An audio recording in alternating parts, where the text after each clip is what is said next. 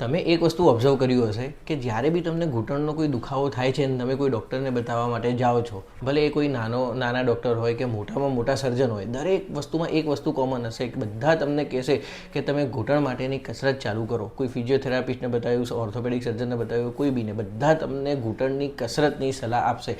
એનું કારણ શું કે કેમ કોલી કસરત કરો તો જ સારું રહેશે? તો એનો જવાબ એ છે કે આપણું જે ઘૂંટણનું સ્ટ્રક્ચર એવું છે કે એમાં જો કોઈ ઘસારો પડે કે એમાં કોઈ ડેમેજ થાય તો પછી એની રિકવરી બહુ સ્લો છે. જેમ ચામડીના કેવો ઘા પડે તો તરત તમને 10-15 દિવસમાં મસ્ત ઓકે થઈ જાય છે, બરાબર?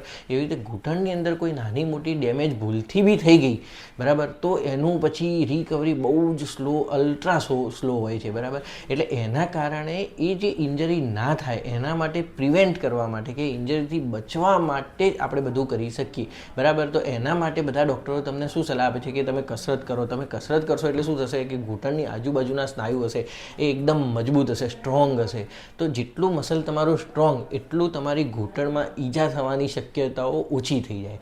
એના માટે કરીને તમને કસરતની સલાહ આપે છે. પણ આપણે બધા કંટાળી જઈએ કે શું દરેક ડૉક્ટર આપણને કસરત કહી રાખે છે.